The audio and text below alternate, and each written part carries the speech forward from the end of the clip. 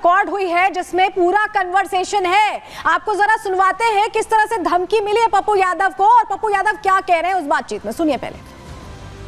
तो कमेंट या कहीं किसी के खिलाफ बोलना सोच समझ के बोलना चाहिए भैया। किसी के खिलाफ क्या कह रहे हैं हम? किसी के खिलाफ और किसी के सही चीज के खिलाफ जो बात जो नॉर्मल में जो ट्वीट करते हैं ना, किसी भी घटना को लेके किसी भी परिस्थिति को लेके वही ट्वीट होता है। कोई किसी व्यक्ति के बारे में किसी चीजों के बारे में कोई मतलब उन्हें नहीं रहता है। वो ट्वीट जब कोई घटना घटती है तो एज ए पॉलिटिकल ट्वीट होता है, तो पॉलिटिकल ट्वीट वो अपना करते हैं। अच्छा। उसमें कोई भाई साहब से आपकी क्या दुश्मनी है? नहीं कोई दुश्मनी कर्म और कांड दोनों करते हैं भैया। कर्म करेंगे बाद में भाई साहब की वो डायलॉग तो सुना होगा भैया। एक बात केस करने में भी आसानी होगी।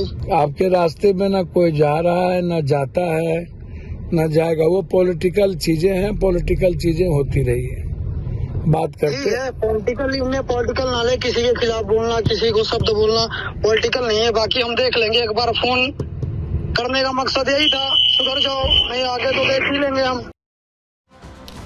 तो सुना आपने कैसे धमकी वाला कॉल आया और धमकी वाले कॉल में डराया भी जा रहा है, धमकाया भी जा रहा है, चेताया भी जा रहा है कि दोबारा इसमें नहीं आना है। इसको लेकर एसपी क्या कह रहे हैं, उनसे जो शिकायत उन तक पहुंची है, जांच कहां कैसे हो रही है, सुन लीजिए पहले।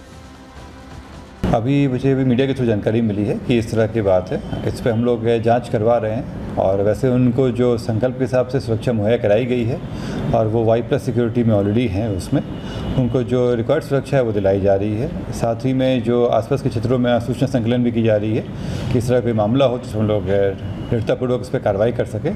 बाकी इस पर जाँच चल रहा है। और चलिए जरा आपको एक चिट्ठी दिखा देते हैं। आप पप्पू यादव को जब ये धमकी मिल गई है तो उन्होंने एक चिट्ठी भेजी है गृह मंत्रालय को और ये मांग रखी है कि उनकी सुरक्षा बढ़ा दी जाए। ये देखिए, लॉरेंस बिश्नोई गैंग द्वारा दी गई धमकी को संज्ञान में लेते हुए मेरा सुरक्षा घेरा बढ़ाने हेतु आग्रह पत्र, एक लेटर, रिक्वेस्ट लेटर भेजा गया है पप्पू यादव की तरफ से, क्योंकि अभी उनके पास Y श्रेणी की सुरक्षा है और वो ये चाह रहे हैं कि उन्हें Z सुरक्षा मिल जाए। इसको लेकर बाकायदा उन्होंने कंसर्न जाहिर कर दिया है और गृह मंत्री को चिट्ठी भी लिख दी है। चिट्ठी हमने आपको दिखाई, इसमें सुरक्षा बढ़ाने की मांग रखी गई है और इसको लेकर अब वो चिंतित नजर आ रहे हैं। फिलहाल अब उनकी सुरक्षा बढ़ाई जाती है या नहीं, इस पर सबकी निगाहें टिकी रहेंगी, क्योंकि ये पूरा मामला अलग एंगल होता दिखाई दे रहा है और उनकी मांग ये है कि जैसे उन्हें पहले कभी मिली हुई थी Z सुरक्षा, वही सुरक्षा उन्हें दी जाए। चलिए अब आगे बढ़ते हैं, अगला सेगमेंट का रुख करेंगे जहां बात अब झारखंड की करने वाले हैं, क्योंकि यहां पर सब कुछ बदल गया है। ये दावा बार बार सामने आ रहा है और उसका चुनावी असर भी दिख रहा है। बात अब इसी की।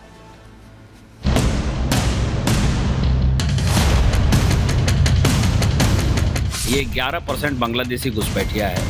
ये झारखंड की सरकार खुद इसको मान रही है। आप वापस कहाँ भेज रहे हैं? आप तो खुद पाल रहे हैं। घुसपैठियों का खिलाफ हमें आग लगाना है, झारखंड को सारण भूमि बनाना है।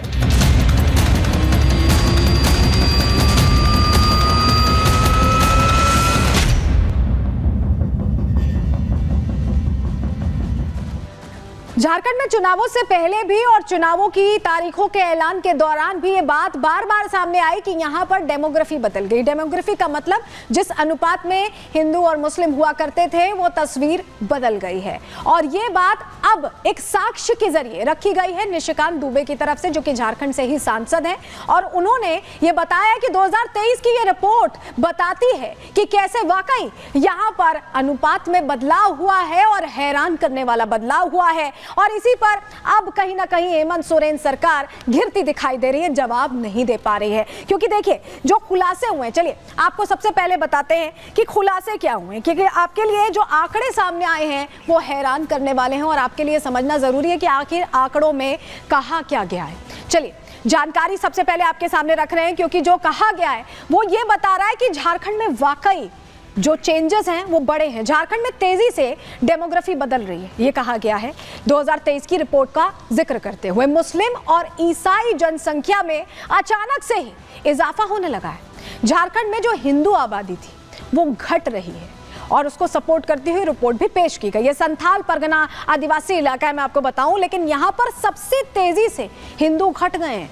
आदिवासियों की संख्या भी यहां तेजी से घट गई है, ये जानकारी मिल रही है। इसको लेकर आंकड़े सामने आ रहे हैं। डेमोग्राफी चेंज पर अब बीजेपी सवाल कर रही है, बीजेपी प्रश्न पूछ रही है। झारखंड सरकार इसे बढ़ावा दे रही है, यह आरोप भी बीजेपी की तरफ से लगाए जा रहे हैं। और बीजेपी का यह कहना है कि इससे आदिवासी अस्मिता, जिसके लिए झारखंड जाना जाता है, पहचाना जाता है, वो आदिवासी अस्मिता खतरे में आ गए हैं। यहां तक कि जो आदिवासी हैं उनकी जमीन भी छीनी जा रही है, उनकी जमीन हड़पी जा रही है, ये बात कही गई है। और चलिए आपको जरा वो 2023 का वो पत्र दिखा देते हैं जिसका जिक्र कर रहे हैं निशिकांत दुबे, जिसके बेस पर वो ये बात कह रहे हैं। ये देखिए, ये वो लेटर है और ये झारखंड की जो स्पेशल सेल है उसका लेटर है। तो किसी राजनीतिक पार्टी का इससे कोई लेना देना नहीं है, ये साक्ष्य है, ये रिपोर्ट है 2023 में जो लेटर में लिखा गया है, उसकी मोटी मोटी बातें हम आपको बताएं। इसमें ये कहा जा रहा है कि घुसपैठिए बहुत तेजी से यहाँ नागरिक बन रहे हैं और इसको लेकर कुछ किया नहीं जा रहा है। 2023 की रिपोर्ट है, 2024 में इस वक्त हम हैं,